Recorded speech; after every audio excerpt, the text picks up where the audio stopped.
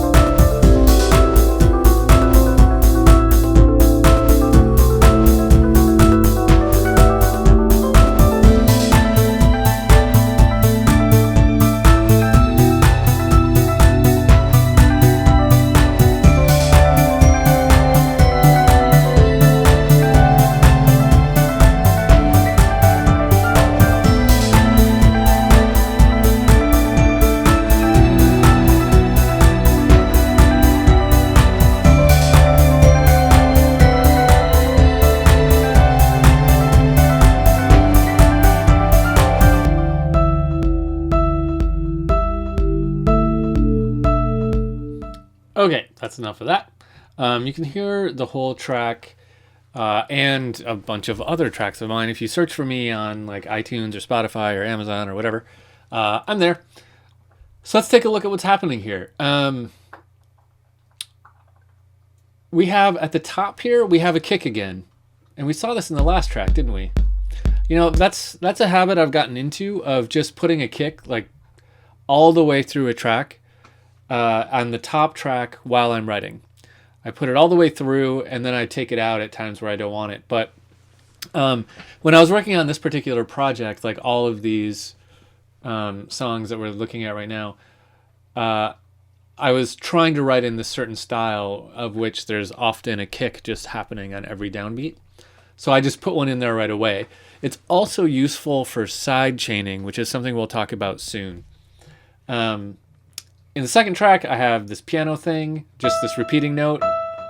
And that's really what was going on when I wrote this track. The idea was, I'm just going to play this piano note over and over and see how long I can keep it going without stopping and have it be interesting. So it just continues unaltered all the way to here it changes slightly, and then it goes back, and then it changes a little bit. But I was just trying to play with it and see how long I can make it go. There's weird little melodic things here, some string stuff down here, and then all this percussion stuff. Over here, we have just this weird group of samples I made.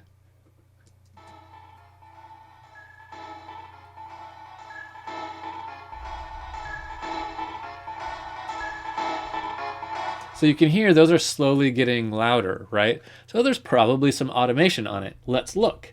If I press A, and I go look at my volume parameter, yeah, you can see it's fading in all through that intro section. And then it gets nice and loud here, and then it jumps down and stays there.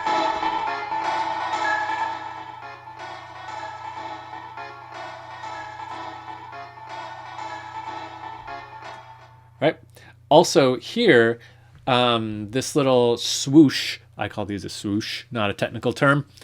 These are just samples of noise, just raw noise, and then I just faded them in really quickly.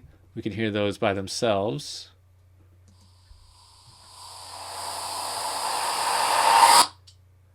Right? Just adds a nice little push to the next section. And then the beats here. You can see all the automation happening here. Like this track got louder a little bit right there and dropped out completely after the swoosh. What other automation parameters? Very subtle changes here. You see a lot of this in tracks where it kind of goes down just a touch, up just a touch. For this particular patch, I wanted things to just come down a hair, then come up. Throughout the whole track, very slight modifications here and there. Another big swoosh going into the next section. But nothing too crazy in terms of automation here. Let's hear just the drums.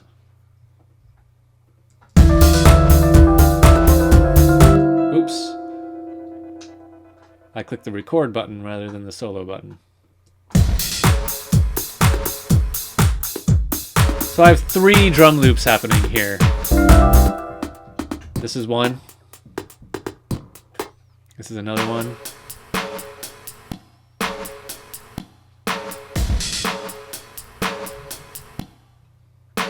And then this is the third one. This one just straight up.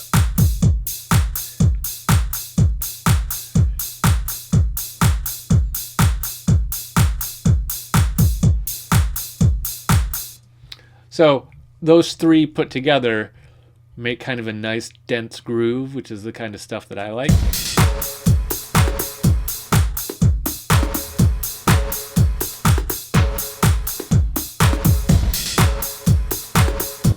That's my style of stuff. I like layering drum beats on top of each other. And then all this kind of dense harmony stuff. You can probably hear some similarities between this track and the last track. And that's kind of my style. I like to do this kind of pseudo-orchestral stuff with beats and things like that in it. Great. Okay, so just a quick walkthrough. I really wanted to point out just the automation for how it looks in like a full track. Even though this one doesn't have as much automation as a lot of other tracks have. Okay, let's move on with a little wrap-up of part 1, and then we'll be on to part 2.